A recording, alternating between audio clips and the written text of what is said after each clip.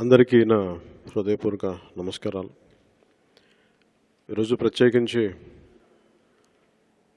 హైదరాబాద్ నుంచి ఇక్కడికి రావడం జరిగింది. దీని వెనుక ముఖ్య ఉద్దేశం కాపు సంక్షేమ సేన గౌరవ అధ్యక్షులు, ఉమ్మడి రాష్ట్ర హోంమంత్రిగా పనిచేసిన శ్రీ చేగొండి హరిరామజోగి గారు అధ్యక్షతన ఈ కాపు సంక్షేమ సేన మీటింగ్ జనసేన పార్టీ కార్యాలయంలో వచ్చి వారి డిమాండ్స్ కానీ వారి సమస్యల్ని కానీ ఇవన్నీ మాకు వివరించడం జరిగింది. హరిరామజోగి గారు మాకు ఒక విశిష్ట పార్లమెంటేరియన్గా, రాజకీయాల్లో అపారమైన అనుభవం, రాజకీయ పరిణితి, శైలి ఇవన్నీ కూడా ప్రజలకి చాలా అత్యంత మేలు చేసే ఆలోచన విధానం ఇవన్నీ మమ్మల్ని ఆకట్టుకునేవి. ఇవన్నీ ముఖ్యంగా కాపు సంక్షేమ సేన ఆవిర్భావానికి ముఖ్య కారణం 1895 నుంచి కులాల వారీగా జనాభాని లెక్కలు ప్రారంభించినప్పుడు కాపులు వెనుకబడ్డ కులాలుగా అప్పుడు గుర్తించడం జరిగింది. ఆ తర్వాత 15 సంవత్సరాలకి వారిని బీసీలుగా గుర్తించి 1935లో వారిని బీసీలుగా ప్రకటించడం జరిగింది. అక్కడి నుంచి కంటిన్యూ అవుతానే ఉన్నారు రిజర్వేషన్. అప్పుడు స్వాతంత్రం వచ్చే వరకు. మద్రాసు రాష్ట్రం నుంచి విడిపోయినా కూడా కాపులకి వెనుకబడిన వర్గాలు గారుగానే వారిని గుర్తించి ముందుకు తీసుకెళ్ళడం జరిగింది. అని ఎందుకు మాట్లాడుతాను, ఈ నేపథ్యం మాట్లాడుకుంటే ఈ రోజున హరిరామజోగి గారు ఈ కాపు సంక్షేమ సేన గురించి ఎందుకు ఆ నేపథ్యం మాట్లాడుకు ఇది అర్థమవుతుందని. కాపుల జనాభా అత్యధికంగా ఉన్న జనాభా రాష్ట్రంలోనే, ఉమ్మడి రాష్ట్రంలోనూ, ప్రస్తుత రాష్ట్రంలో కూడా, ఆంధ్రప్రదేశ్ రాష్ట్రంలో కూడా.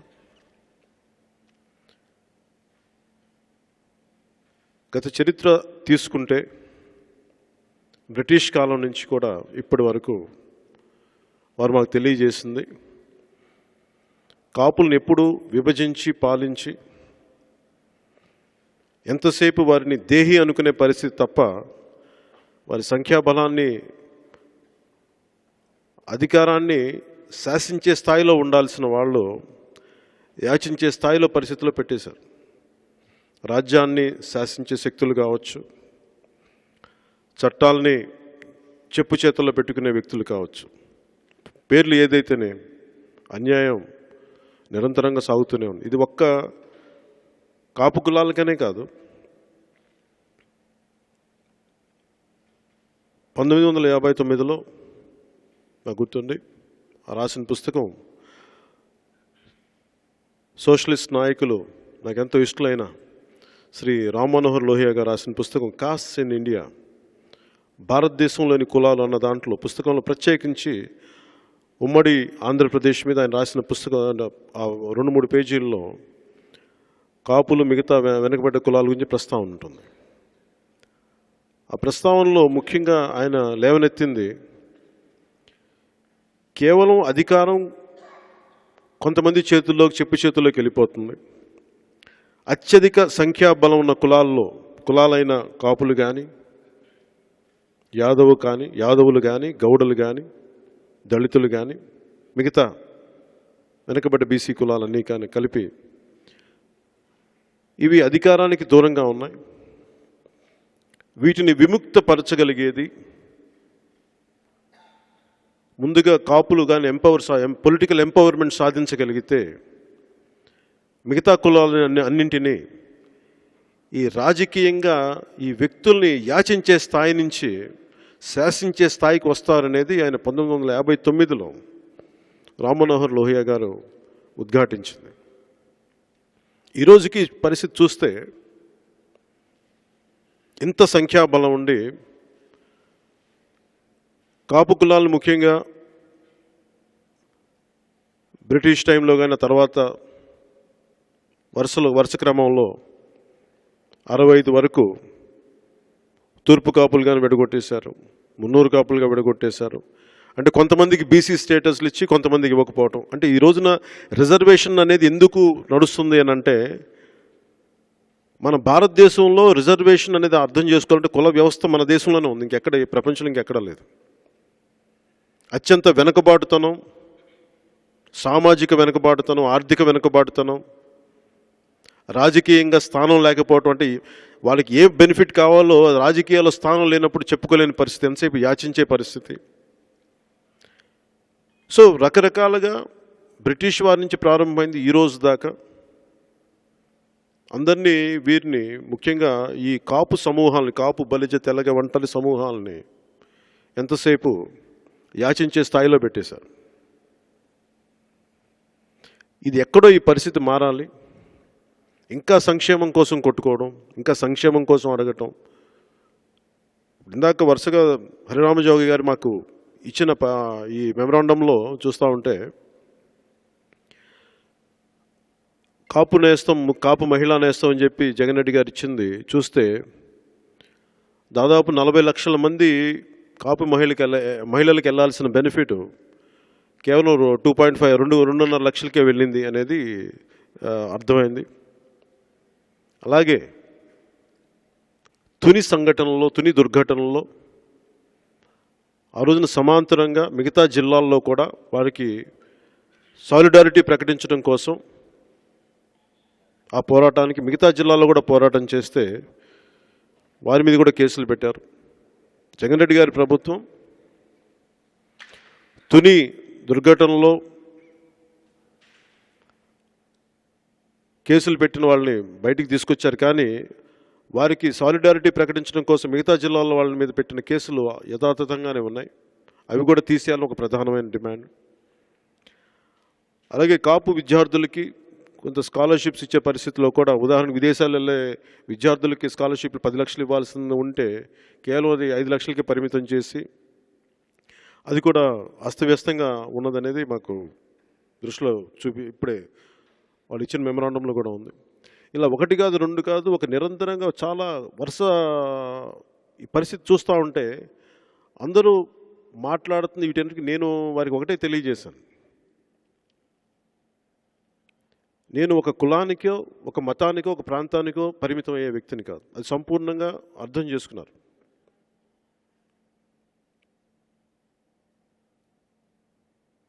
ఇంతకుముందు హరిరామజోగి గారు మాట్లాడినప్పుడు ఎందుకు మేము ఈ సంస్థ పెట్టగానే మీ దగ్గరికి ఎందుకు రాలేదని, మీకు మిమ్మల్ని ఒక కులానికి అంటగట్టడం ఇష్టం లేదని మనస్ఫూర్తిగా నేను దానికి వారు నన్ను అర్థం చేసుకున్న మనస్ఫూర్తిగా వారికి ధన్యవాదాలు తెలుపుకుంటున్నాను.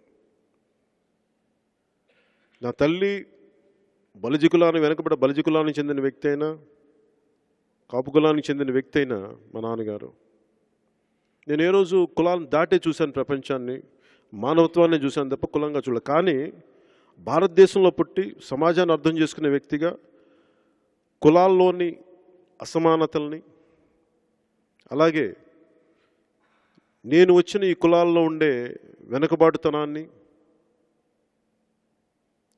ఈ పేదరికాన్ని, ఈ సామాజిక వెనుకబాటుతనాన్ని, వీటిని నేను సంపూర్ణంగా అర్థం చేసుకునే వ్యక్తిని.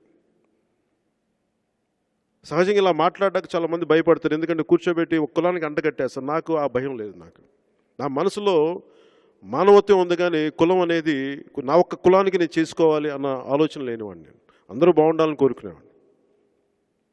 దాంట్లో భాగంగానే కాపుల గురించి మాట్లాడినప్పుడు నా కులానికి అంటగట్టేస్తాను, తప్పవుద్దు అని చెప్పి అలా వెనక్కి పరిగెట్టే వ్యక్తిని కూడా కాదు. ఖచ్చితంగా ఇక్కడ సమస్య ఉంది, ఇక్కడ వెనుకబాటుతనం ఉంది, రాజకీయంగా సామాజికంగా చాలా వివక్ష ఉంది. దీన్ని ఖచ్చితంగా సరిదిద్దాల్సిన పరిస్థితి ఉంది. దాంట్లో భాగంగా మేము జనసేన పార్టీ తరపున ఏం చేయగలం మీరు అని చెప్తే మొత్తం డిమాండ్స్ అని ఇచ్చారు. కాపు సంక్షేమం గురించి మీరు ఈ అంశాలు మీరు కొంచెం చూసి మీరు దీన్ని ముందుకు తీసుకెళ్ళాలి, ప్రభుత్వానికి తెలియజేయండి అంటే ఖచ్చితంగా నేను ప్రత్యేకంగా తెలియజేస్తాను ప్రభుత్వానికి అని చెప్పాను.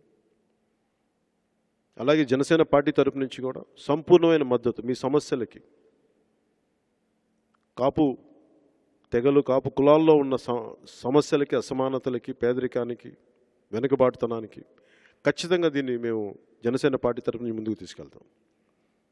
ఇంకొకటి చాలా బలంగా తెలియజేసుకుంది కూడా, కాపులు బలోపేతం అవ్వడం అంటే బీసీలని బలహీనం చేయడం కాదనేది ప్రత్యేకించి వాళ్ళు ఉద్ఘాటించారు. దాన్ని జనసేన కూడా సంపూర్ణంగా నమ్ముతుంది.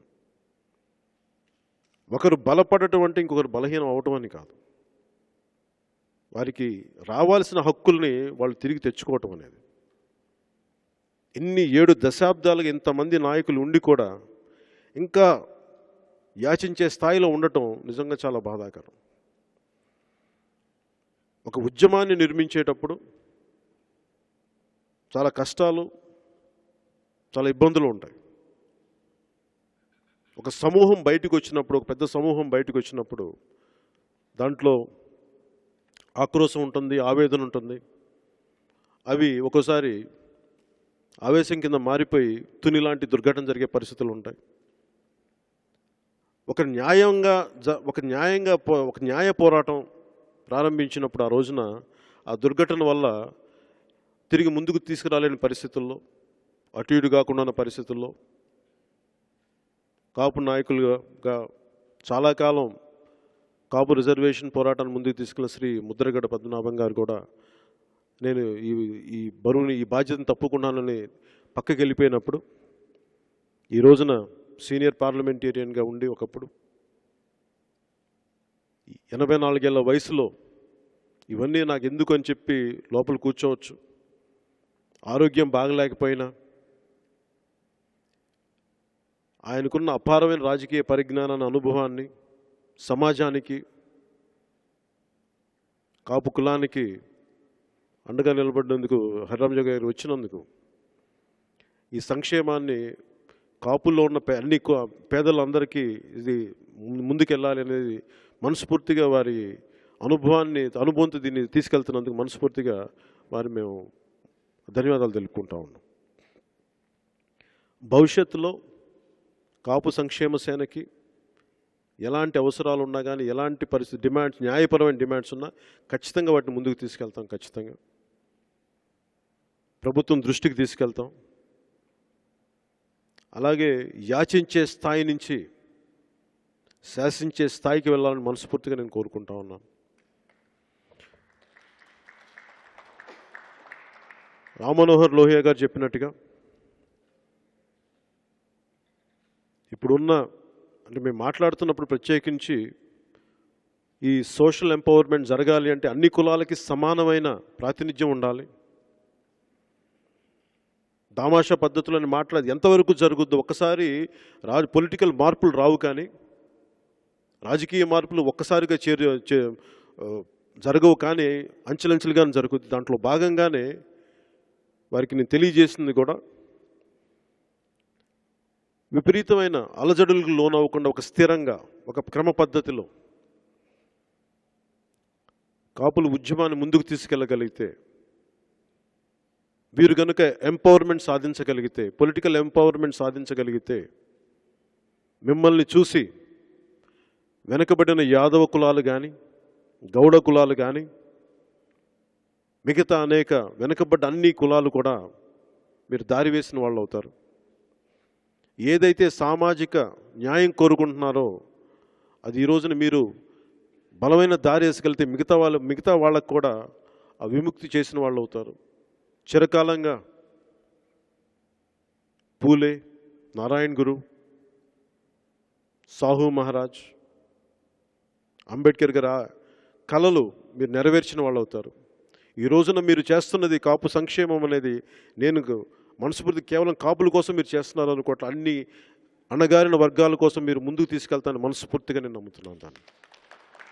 దాంట్లో భాగంగా మా సైడ్ని, నా తరపు నుంచి, జనసేన తరపు నుంచి మీకు ఎప్పుడు అండగా ఉంటానని తెలియజేసుకున్నాను. జై హింద్.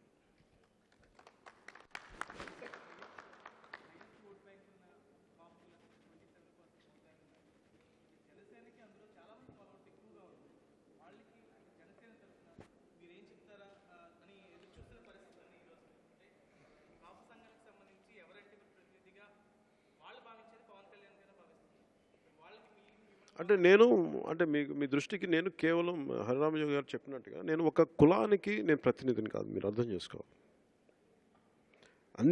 నేను పుట్టిన కులంతో పాటు అన్ని కులాలు నాకు సమానం. ఇది నేను పదే పదే చెప్తా ఉంటాను. నేను ఈ రోజుకి ఎవరు నన్ను ఒక కులాన్ని కట్టేయాలనుకున్నా నేను అందరి మనిషిని, నేను అందరికీ సమాన న్యాయానికి పోరాటం చేయగలిగే వ్యక్తిని.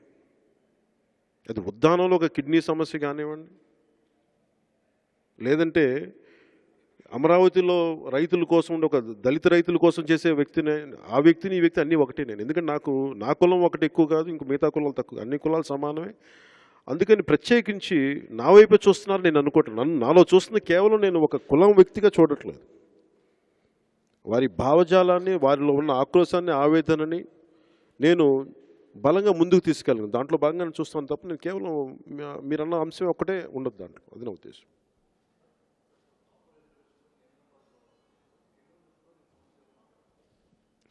ఇది మనస్ఫూర్తిగా రాష్ట్రం చేయాలనుకుంటే ముందు చేయొచ్చు. అంటే ఈ అంచెలంచెలుగా ఒక్కొక్కరు వీకెండ్ చేసుకుంటూ వచ్చారు. అది బ్రిటిష్ కాలం నుంచి సంజీవ్ రెడ్డి గారి కాలం తర్వాత మధ్యలో ఒక వెసులుబాటు జరిగింది. నిజంగా కాపులకి మనస్ఫూర్తిగా గుండెల్లో పెట్టుకోవాల్సిన వ్యక్తి దళిత నాయకులు శ్రీ దామోదరం సంజీవయ్య గారు. మనస్ఫూర్తి అంటే ఇది నేను చాలా పర్యాలు, ముఖ్యంగా ఇది నాకు దళిత నేతలు వాళ్ళు మేము 2007లో 2008లో ఆ ప్రస్థానంలో జరిగిన కార్యక్రమం, ప్రస్థానంలో జరిగిన అంశం ఇది. ఈ రిజర్వేషన్ అనేది ఎప్పుడు జరుగుద్ది, ఎలా జరుగుద్ది అనే కంటే కూడా అసలు ముందు కాపుల్ని దాదాపు 27% ఉన్న కాపుల్ని ఓట్ బ్యాంక్గా చూడటం అనేది ఫస్ట్ ప్రతి రాజకీయ పార్టీ మానేసుకోవాలి. అంటే మనం ముఖ్యంగా కాపులు ఎట్లా ఆలోచించాలి అనేది మాట్లాడుతున్నప్పుడు మీరు ఓట్ బ్యాంక్గా పరిగణించబడే కొద్దీ మీరు ఎప్పుడుసేపు మీకు శాసించే శక్తి ఉండదు, మీకు యాచించే పరిస్థితిలోనే ఉంటారు. అందుకని వాళ్ళు మీ దగ్గరికి వచ్చే పరిస్థితిలో మీరు ఉండాలి తప్ప మీరు వాళ్ళకి వెళ్ళే దగ్గరికి పరిస్థితిలో ఉండకూడదు. ఈ రోజున కాపు డిమాండ్స్, కాపు నేతల దగ్గరికి రాజకీయ నాయకులు రావాలి తప్ప జగన్ రెడ్డి గారు కానీ, చంద్రబాబు నాయుడు గారు, ఎవరైనా సరే, ఏ వ్యక్తులైనా సరే. ఎందుకంటే ఓట్ల వరకు వీళ్ళని ముడిసరుగ్గా వాడుకొని వదిలేసి పొలిటికల్ ఎంపవర్మెంట్కి మటుకు వచ్చేటప్పటికి కనీసం టీటీడీలో కూడా ఈరోజు హరిరామజు గారు చెప్తున్న ఒక డిమాండ్లో కనీసం ఒక కాపు వ్యక్తి లేడు అనేది చెప్తా ఉన్నారు. 20 మంది మెంబర్స్గా ఉండి. అంటే ఇలాంటి పొలిటికల్గా అంటే వీళ్ళకి ఏదో ఒక చిన్నపాటికి ఒక కొద్ది మందికి ఇచ్చేస్తే 5 మందికి 10 మందికి 12 మందికి ఇచ్చేస్తే మిగతా మొత్తానికి ఇచ్చేసినట్టుగా అనేది ఉంది. సో దీంట్లో ఒక రిజర్వేషన్ ఒక సమస్య ఒక్కటే కాదు, ఇంకెంతసేపు యాచించే స్థాయి నుంచి బయటపడాలన్నది ఒక చాలా లోతైన విశ్లేషణతో కూడింది. అంటే కార్పొరేషన్లు అవే సార్, ఒక కాపు కార్పొరేషన్ కదా మనస్ఫూర్తిగా మేము చూస్తుంది.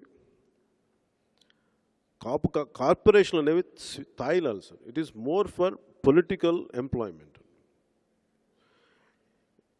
నేను గతంలో కూడా తిరుగుతున్నప్పుడు బీసీ కార్పొరేషన్స్ అందరితో మాట్లాడుతున్నప్పుడు, యువతతో మాట్లాడుతున్నప్పుడు కార్పొరేషన్లు పెట్టి వాళ్ళని సముదాయించే పరిస్థితి తప్ప వాళ్ళని ఎంపవర్మెంట్ చేయకూడదు అన్న దాంట్లో భాగమే తప్ప కార్పొరేషన్లు పెట్టడం అనేది వాళ్ళని ఎంపవర్మెంట్ చేయకూడదు, కార్పొరేషన్సే సరిపోద్ది, దాంతో కొట్టుకుంటుంటారు అని చెప్పి ప్రతి కులానికి ఒక కార్పొరేషన్ పెట్టేసి వాళ్ళని రాజకీయ సాధికారత వైపు చూడకుండా చేసే పన్నాగం తప్ప అది వేరే కాదని మేము నమ్ముతున్నాం.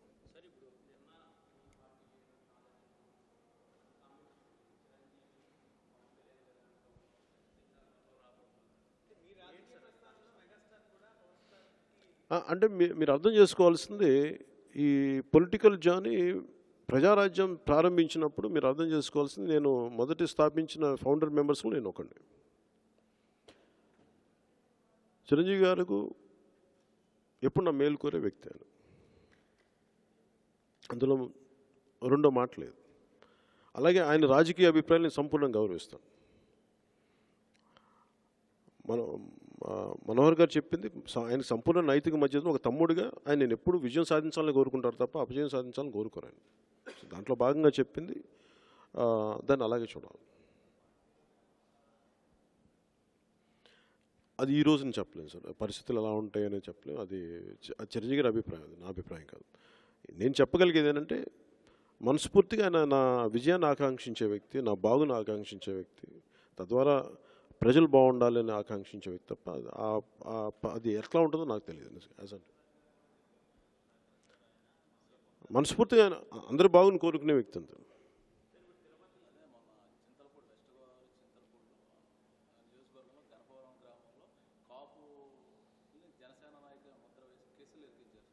అది చాలా బాధాకరం అండి. అంటే అందులో అన్నీ అంటే నా దృష్టికి నా దృష్టిలో ఉంది అది. అందరూ ఉన్న పరిస్థితి కానీ కేవలం అది పొలిటికల్గా రాజకీయంగా కొద్దిమంది మీదే పరిమితం చేయడం కొంచెం బాధాకరమైంది. అది కావాలని ఇది నేను చెప్తున్నాను కదా, రాజ్యాన్ని చట్టాలని చెప్పు చేతల్లో పెట్టుకునే వ్యక్తులు ఆ శక్తులు చేసే కుట్రలో భాగమే అది. అలాగే చూడాలి దాన్ని.